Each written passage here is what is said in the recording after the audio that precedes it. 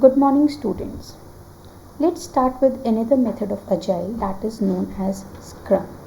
So, Scrum is, rather we can say, instead of a development method of Agile, it's in project management method. Right? So, whenever we have any process in place, it has to be properly managed or controlled. Right? As per the plan, it must move. So, in the traditional one, we have seen for SDLC, we have software project management activities which act as an umbrella activity of SDLC, and it enforces all those activities as per the plan. So that was plan driven. But we knew that Agile is not at all plan driven, it's not a systematic approach. So we need a distinct or a separate method which is adapted according to the Agile process. So let's see what do we mean by this. Now see what is, like, we have done extreme programming earlier, which is a method of Agile, and it was based on the principles of iterative development. Along with that, we used to prepare automated test before the program feature is created, that is test first development was applicable in your extreme programming, and all the tests must successfully execute when an increment is integrated into a system. So it says simply the strength of extreme programming was test first development, and all the tests must be executed when you are going to integrate the newer version with the existing version. That was the basic strength of extreme programming. But okay, we have this extreme programming in place, but do everyone is going to follow it strictly? No. Like, take an example, you have a concept of semester wise, right? And we do conduct exams like midterm and end term. Now if there is no criteria for attendance, that is we have attendance monitoring committee who used to monitor the attendance. Like, if a student attends the classes regularly and he fulfills the criteria like 75%, then only he is allowed to give the exam. But if as such there is no criteria for DBARD, right, attendance criteria is not there, and no one is monitoring the attendance, are we going to attend the class? No, we'll take an advantage of it. We won't be attending the class, we'll take it lightly, and at the end we just give the exam just to clear it. That would be the thing that we are going to follow. But that is not going to give us a quality result, because we haven't attended the classes, we haven't understood the concepts properly, we have just gone through the topics before the exam, maybe a day or two, and we simply give the exam to just clear it. That was the case. So this is what, if you have a process in place, it has to be properly planned and it has to be enforced and monitored, right? This is what is done by project management. Whenever we have a project in place, it has to be managed. So see, the principal responsibility of software project managers is to manage the project so that the software is delivered on time and within the planned budget for the project. So you should get a quality product and it should be delivered on time and within the cost whatever has been specified by the customer. So the standard approach to project management is plan driven. Like I have told you, in SDLC it's a plan driven approach. Managers draw up a plan for the project showing what should be delivered, when it should be delivered, and who will work on the development on the project deliverables, right? We'll go through this project management in the 5th unit also in detail. So don't worry, it's simply drawing a plan and then monitoring it continuously. Monitoring means when and what needs to be done, right? What you must deliver, who is going to work on a particular area. Like maybe you require 2 analysts, you require designers, you require testers, you require coders. Like all things needs to be planned in beforehand. Now then what happens in Agile? How this is managed? Because it's not at all plan driven. So Agile project management requires a different approach, which is adapted to incremental development and particular strength of Agile method, right? That means this Agile method, what is the strength? Automated test. So the Scrum method is an Agile method that provides a project management framework. It is centered around a set of sprints. Remember this term always, sprint is a very important term here, which are fixed time periods when a system increment is developed, right? So what happens in the project management framework for Agile, that is known as Scrum? We have sprint cycles. So what is a sprint? It's not a process. Sprint is determining the time span. right? An iteration is going to take 2 to 4 weeks. So this time span is known as sprint. So it's nothing, it's a fixed time period, that is 2 to 4 weeks, and in this 2 to 4 weeks one iteration is going to be delivered. So we'll see with the help of a diagram to make this clear later. Now what happens in a Scrum is, the Scrum approach is a general agile method, but it focuses on managing iterative development rather than specific agile practices, right? So its focus is on managing the iterative development using agile. Now this Scrum has 3 phases. So this Scrum is the overall process for managing the software development using agile, which consists of 3 phases. The initial phase is known as outline, planning and architectural design. Second one is your sprint. Third one is a project closure. So it's a 3-phased activity. Outline, planning and architecture, that means we are going to broadly plan our system, and we prepare the architectural design. Architecture means basic overview of your system is prepared here, like you can see a block diagram. If I talk about an agile project, what we necessarily do is, like you remember in the extreme programming, we identify the user stories. User story means requirements are being identified here. So what we do here is, in the first phase, we prepare a document known as product backlog document. Product backlog means relevant to your product which you are developing, entire user stories and its breakdown structure is represented here, right? For example, you have user story 1, user story 2, user story 3. User story 1 is further divided into, say, task 1 and task 2. Task 1 is further divided into task A, B, C. So this is how a breakdown structure is prepared here, and that is documented in product backlog. So what we have done, we have simply outline planning means these are the user stories we have and these are the task and the subtask we have. Architectural design means user story 1 is divided into 2.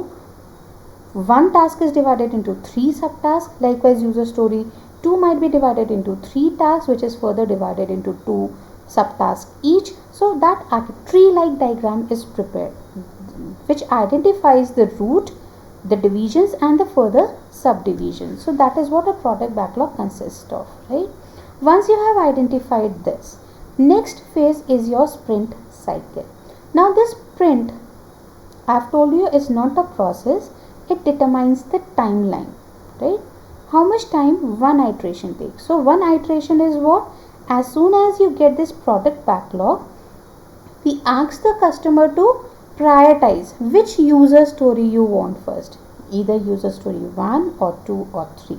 He will prioritize. Say he says, I want user story 1. Then we'll again ask the customer, right? In the user story 1, which task you need one, task 1 or task 2. Say he says he wants task 2. Then again we'll ask, in task 2, which is divided into 3 subtasks A, B, C, which one he wants first. So likewise, we go on assessing it, all the user stories. We select the user story, task or the subtask that is to be implemented in the current sprint cycle, right? He says he wants to implement user story 2, task 2, subtask C in the first iteration. That is the priority functionality which is to be delivered first. So this is what is assessing it, selecting the one which needs to be developed, develop it, right? Develop means here we have all the design processes interleaved. You know that in agile we don't have separate or the distinct phases like SDLC. Design, coding and testing is interleaved, right? All together everything takes place here. You develop it, you give it to the customer for review. If customer says he's okay, this 2 weeks are over, minimum of 2 weeks are required, you deliver it to the customer. Then again assessment, again assess this product backlog to identify which requirement needs to be developed in the second iteration, right? So go on assessing it with the help of the customer, select the one which you need to develop in the current iteration, that is a second iteration, develop it, give it for review to the customer. If there is a change required in the current iteration, the second cycle can be repeated for the modified case. If you require any change, then that modify or the change can be implemented in the third iteration. And if any modification is not required, we can select a new user story or the task or subtask that can be delivered in the next iteration. So this cycle keeps on repeating until unless all the subtasks, tasks and user stories are implemented. When all the functions, that is user stories, are implemented, that means your system is developed. And each time you are delivering an iteration, that has to be integrated with the previous iteration, that we know it, right? And test first development takes place. So once all the system gets, all the user story gets integrated and your complete system is developed, then comes is project closure, which is the last phase. Project closure means identifying, you can say, the relevant documents which are required to be prepared, right? That means all the user stories are implemented, your system is ready. Now you need to deploy it to the customer as a whole complete system. So what you'll do, necessary like user manual or guide can be prepared, necessary trainings could be given, and your project is done. So this is what an agile process is. So that is being written here. We have three phases. The initial phase is an outline planning, where you establish the general objective for the project and design the software architecture.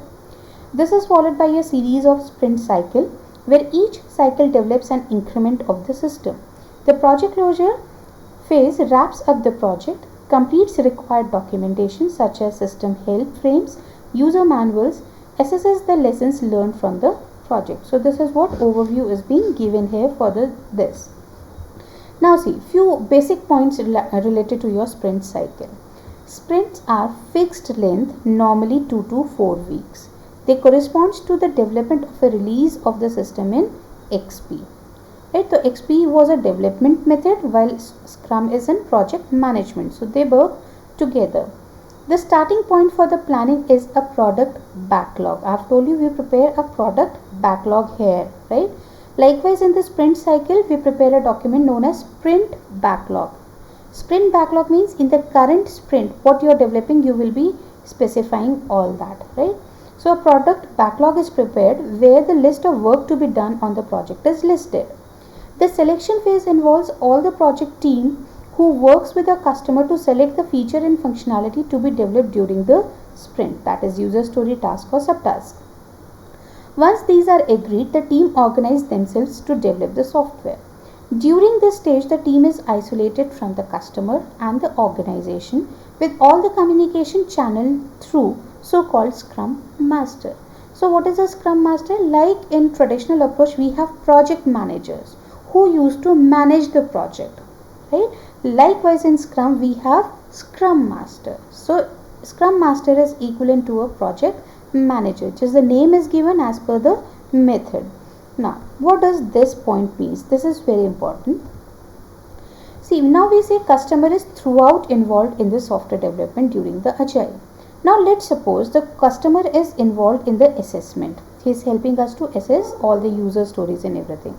He is also helping us to prioritize which one to be developed in the current iteration. So he is helping in selecting it by prioritizing the requirements. Now, if the customer is involved during the development and the development team members are developing it, so it might happen that due to intense involvement of this customer, the development team members are not going to work efficiently. They are getting distracted by each time the customer is pinging you again and again, right? He is giving you feedback, he is evaluating it, he is giving like he is saying this is to be done this way, not this way, like so much of interference is there with the customer. And this was the drawback of agile also. So that drawback of agile is overcome in this Scrum method. How? Customer is involved in the assessment, customer is involved in the selection also, but customer is not directly involved during the development. Directly involved, I mean is, say, though his feedback is required while the development is going on, but that development is channeled through a Scrum Master. That means we have an intermediary, like development team members want to ask something, they are not clear about the requirement, so they will tell this to the Scrum Master. Scrum Master is going to convey this to the customer. Then customer, if he wants to give certain feedback, he will not directly give it to the development team member. He will give his feedback to the scrum master. Scrum master is going to tell this to the development team member. So entire communication between the development team member and the customer is channeled through a scrum master now. So that interaction, intense interaction, is avoided in this scrum method. So it is not going to hold up the progress. Ultimately it will be done. If 2 weeks, that means it will be completed by 2 weeks, because you're not wasting time in getting the customer's requirement, or he is each time making a change, so your progress is hold up here. You keep on developing and modifying only, right? This never happens in the scrum method, right? So you develop it, all the communication is channeled through a scrum master, fine. Then comes as a review. Here the customer is directly involved. So customer is involved in the complete sprint cycle, but he is directly involved in assessment, selection and review, while he is indirectly involved in development through a scrum master, right? So this is what is said in this statement. The role of a scrum master is to protect the development team from external distraction. At the end of the sprint, the work done is reviewed and presented to the stakeholder. The next sprint cycle then begins, right? So that is reviews being carried out. Now, teamwork in Scrum. The Scrum Master is a facilitator who arranges daily meetings, tracks the backlog of work to be done, record decisions, measures progress against the backlog, and communicates with the customer and management outside the team. So what is the role of a Scrum Master here? The very important role is of this Scrum Master. First, we have seen all the communication between the development team member and customer is channeled through this Scrum Master. Apart from this, what is his major role is he acts as a facilitator. Now what happens in an agile is we conduct a daily short meeting. That means daily, based on the project, you have a meeting at the end of the day, say 5 p.m. Right? So everyone gathers there, all the team members, customer and the scrum master.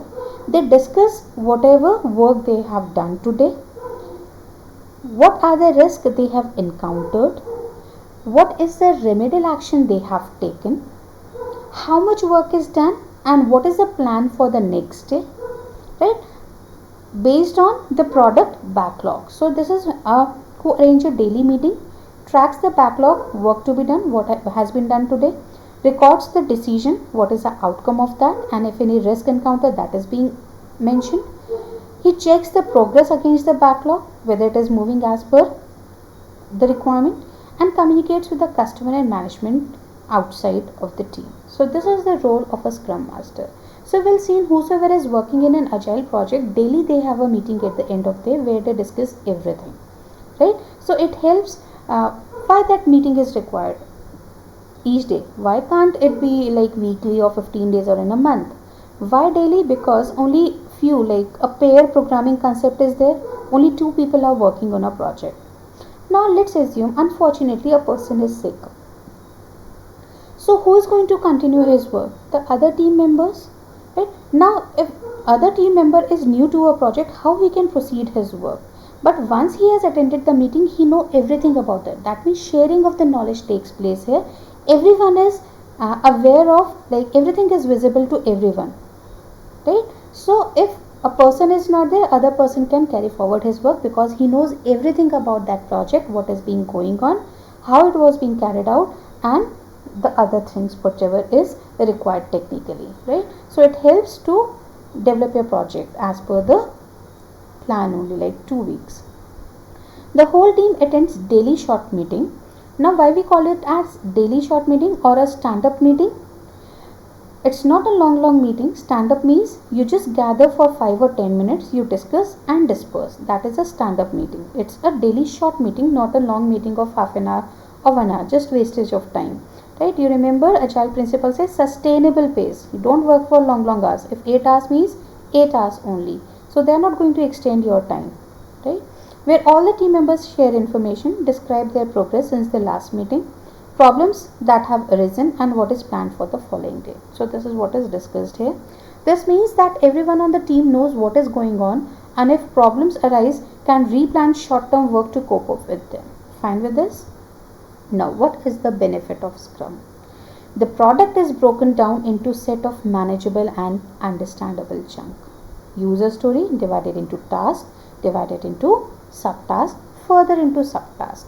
Keep on dividing it until unless you get a subtask which can be implemented in 2 to 4 weeks span. So till then we keep on dividing it. So they are manageable chunks which can be implemented in a single sprint. Unstable requirements do not hold up progress. Now we know that software development means requirements will keep on changing, but we have you can say method to cope up with that change. If there is a major change, it can be done in the next iteration, next sprint. If it is a minor change, it can be implemented in the current sprint cycle only. So progress will not hold, it will continue. The whole team has visibility of everything and consequently team communication is improved. So we have a daily short meeting, everyone is aware of everything in the project, right? Customer sees on-time delivery of increments and gain feedback on how the product work, right? It is delivered on the, because sprint is a fixed timeline, right? So you will deliver the working software on time, and since customer is able to access it, use it, give the feedback, so ultimately he knows how the product is working, right? Trust between customer and developer is established and a positive culture is created in which everyone expects the project to succeed. So what is a major benefit here is because we have a pair programming and collective ownership, so everyone is working in cooperation and collaboration. They are trusting each other, right? Until unless you have a trust, you are not going to work with wholeheartedly. So trust is there, positive culture is maintained because everyone is working towards successful completion of their project. This is what the essence of Scrum. Hope everything is clear. If you have any problem, we'll be discussing them in the class. Thank you.